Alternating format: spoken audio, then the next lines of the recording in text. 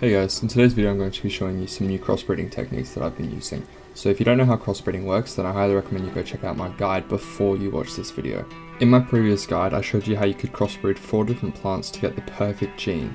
However, in this video I'm going to be showing you a technique which allows you to use 8 different plants instead of 4, essentially doubling your options, as well as a new technique that I've been using which allows me to selectively get rid of one gene and replace it with an ideal gene without having to completely rewire all your genes.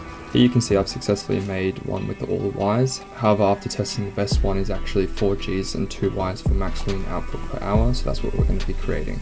If you watched my previous video, you'll know that you plant a bunch of samples and get 4 that line up to give you a perfect gene.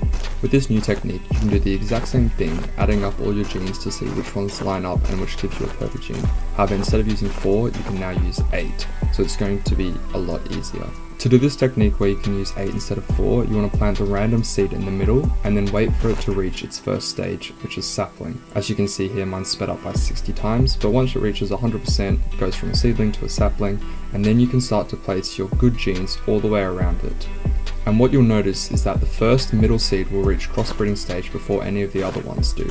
This means that if you stack up all the genes on the outside, the middle one will turn into a super gene, which accesses the genes from all of the outer ones.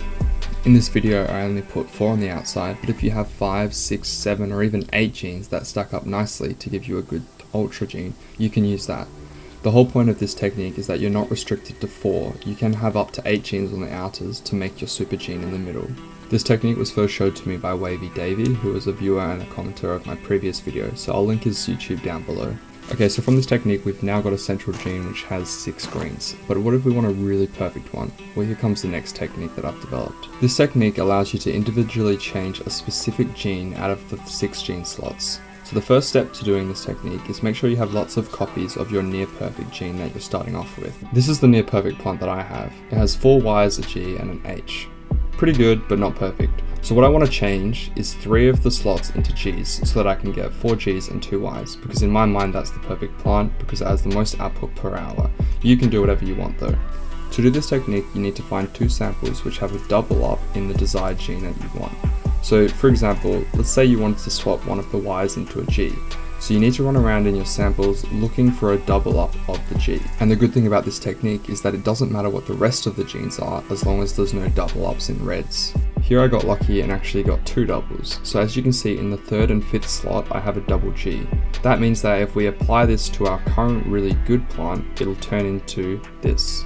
But to avoid adding the red genes also, we need to get 2 of the near perfect plant and then add 1 of each of the other ones. As you can see, there's now 2 double ups for 3 and 5. This means that you'll have a 50% chance of upgrading your plant and you'll have a 50% chance of just keeping the same one.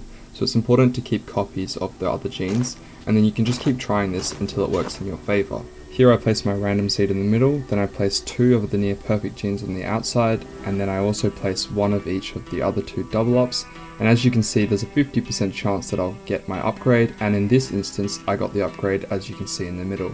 Following this idea of upgrading, I took my upgraded gene in the middle, and now all I had to do was swap that final H for a G. So I ran around looking for samples which had a G in the 2nd slot, and then I did the technique exactly the same. I got 2 different genes which had a G in the 2nd sample, and as that was the only double up, I took 2 clones of the near perfect gene, did the same technique, and then I finally swapped it out. So to sum up, with these 2 new techniques you can now crossbreed using 8 genes, and if you have a near perfect plant already, you can substitute it in for a really good plant by using this 50-50 technique that I've been using. And this perfect plant will now give you 54 cloth per hour. I hope you guys enjoyed this video, which will help you with your crossbreeding. If you like the video, stick around for more guides. Thanks for watching guys.